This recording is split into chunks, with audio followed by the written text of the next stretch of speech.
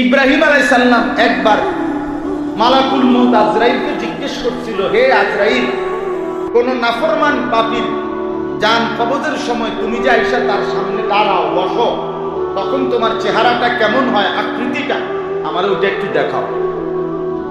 মালাকুল মউত আজরাইল বললেন, হে নবী ইব্রাহিম, আল্লাহর কসম আপনি ওই দৃশ্য দেখলে সহ্য করতে পারবেন না, আপনি এটা দেখতে চাইবেন। ইব্রাহিম আলাইহিস সালাম বললেন, না, আমারই যা হোক দেখাও তুমি। মালাকুল মউত আজরাইল ওই কুৎসিত চেহারা নাফরমানের রূহ যে সময় কবজ করে ছিঁড়া ভিড়া বাহির করে, এই দৃশ্যটা মালাকুল মউত ইব্রাহিম আলাইহিস সালামকে এক নজর দেখাইলেন। ওই কিতাবের মধ্যে আছে, ইব্রাহিম আলাইহিস সালাম তখন চিৎকার করে বেহুশ হয়ে গেছে। বেহুশ হইয়া লম্বা সময় পরে যখন হুঁশ আসছে, তিনি আল্লাহ তাআলার কাছে বলছেন, আয় আল্লাহ, আপনার জাতের কসম, কোন নাফরমান পাপী তার সারা জিন্দেগীর নাফরমানির বিনিময়ে কবরের আযাব, জাহান্নামের আযাব, হাসরের ময়দানের আযাব কিচ্ছু লাগবে না, শুধু আজরাইলের এই ভয়ঙ্কর দৃশ্য দেখলেই তার সারা জিন্দেগীর নাফরমানির শাস্তির জন্য যথেষ্ট হয়ে। সামনের গুলো আর লাগবে না, সামনের গুলো আর লাগবে না। যখন কলিজা ছিঁড়া ফেলবে, রূহ ছিঁড়া ফেলবে, এই দৃশ্য আল্লাহ তাআলা বলেন, ওয়ালাউ তারা ইযিল যালিমুনা ফি গামারাতিল মাউত। বন্ধু, আপনি যদি দেখতেন, আপনারা যদি দেখাইতাম, তো আপনি বুঝতেন জালেম নাফরমান মৃত্যুর যন্ত্রণার সময় কি পরিমাণ কষ্ট ছটফট করে।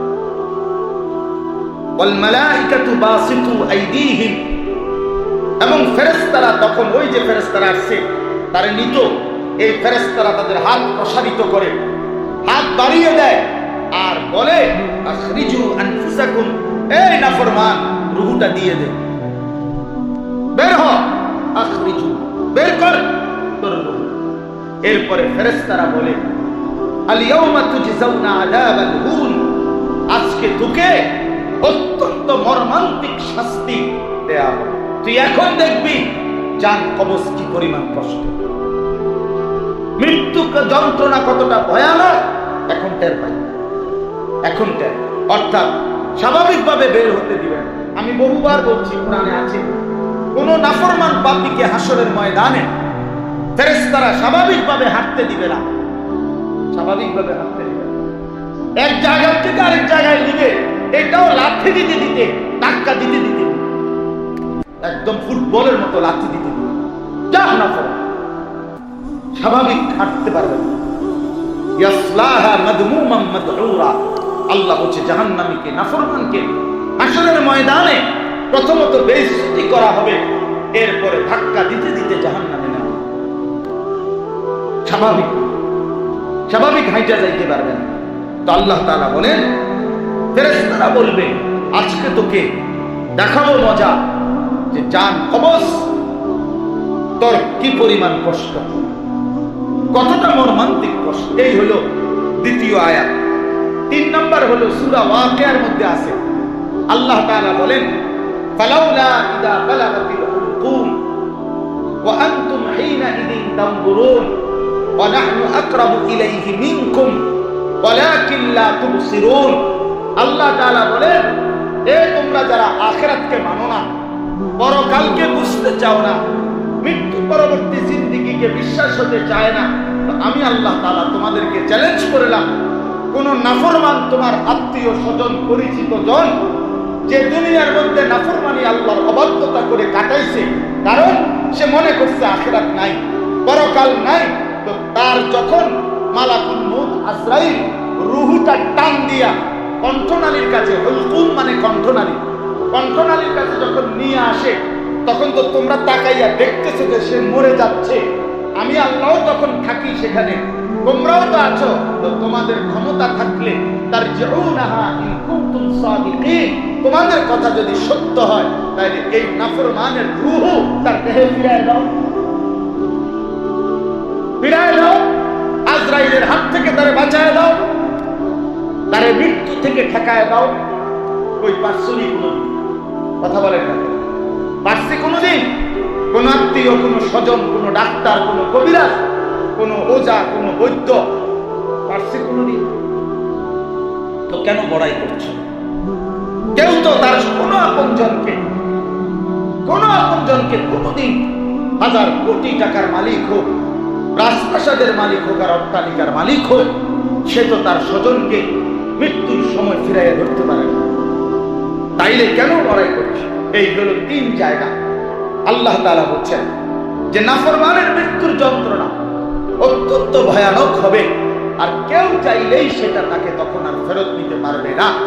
এবার আসেন, এই 4th নাম্বার হলো আমি যে আয়াত পড়ছি সূরা কিয়ামার আয়াত 29 নাম্বার পারা 75 নাম্বার সূরা। আল্লাহ তাআলা বলেন কাল্লা ইদা বালাগাতিত তারাকি, হায় বান্দা শোনো, কখনোই হবে না, তোমরা কখনোই নিজেকে বাঁচাতে পারবে না। ইজা বালাগাতিত তারাকি, নাফরমান পাপীর রূহ যখন কণ্ঠনালী, একই অর্থ, কণ্ঠনালীর কাছে আসবে, তখন সে মৃত্যুর যন্ত্রণায় ছটফট করবে। ওয়াকিলা মান রাক, তার আশেপাশের লোকেরা বলবে তারে ঝাড় দাও, তারে ফুঁক দাও, তার জন্য ওজা আনো, ডাক্তার আনো, কবিরাজ আনো, বৈদ্য আনো, যা পাও আনো, অ্যাম্বুলেন্স আনো, হসপিটালে পাঠাও। আল্লাহ বলে না, ওয়ান্না আন্নাহুম ফিরাক, নাফরমান ঠিকই বুঝে ফেলছে আজকে তাকে দুনিয়ায় থাকতে দাও। তোমরা না চিল্লাচিল্লি করতেছো ডাক্তার দুক্তার নিয়া, সে তো বুঝে ফেলছে আজ আর তাকে থাকতে দেওয়া। ইলা রাব্বিকা ওয়ালতাফাতিস সাকু বিস-সাক, আল্লাহ তাআলা বলেন নাফরমান পাপী যখন বুঝে ফেলে, আজরাইলকে দেখা ফেলে, যখন রূহ নিয়ে টানাটানি শুরু হয়, তখন তার 2টা পায়ের গোড়ালি, পায়ের যে খোসা, আমরা যে জুতা পরি, পায়ের যে নিচের অংশ, এই পায়ের গোড়ালি এইভাবে একটার সাথে একটা লাগিয়া যায় যে আল্লাহ তাআলা বলেন নাফরমান নিজের পায়ের গোড়ালিটা একটু নড়াইবার মতো ক্ষমতাও রাখে না। ইলা রাব্বিকা ইয়াউমাইদিনিল মাসাক, এই অবস্থাতেই তাকে আল্লাহ তাআলার কাছে ফেরত নেওয়া হবে।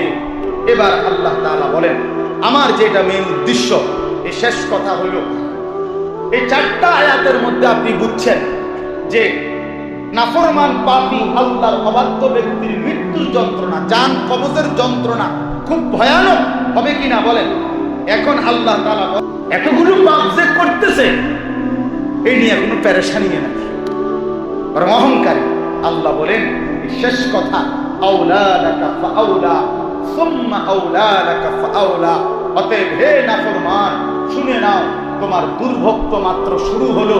তোমার এই প্রথম দুর্ভোগ, আবার তোমার দুর্ভোগ আসবে, আবার তোমার দুর্ভোগ আসবে, আবার তোমার দুর্ভোগ আসবে। তোমার লাঞ্ছনা, তোমার লাঞ্ছনা, তোমার জন্য লাঞ্ছনা, তোমার জন্য লাঞ্ছনা। 4 বার বলছেন আল্লাহ, তুমি কষ্ট পাইবা কমপক্ষে 4 বার। 1 নাম্বার জান কবজের সময়, 2 নাম্বার কবরের মধ্যে, 3 নাম্বার হাসরের ময়দানে, 4 নাম্বার জাহান্নাম। এই কয়টা হলো? আউলা লাকা ফাআউলা সুম্মা আউলা লাকা ফাআউলা। এক কথা 4 বার বলছে আল্লাহ, তোমার জন্য দুর্ভোগ, তোমার জন্য দুর্ভোগ, তোমার জন্য দুর্ভোগ, তোমার জন্য দুর্ভোগ।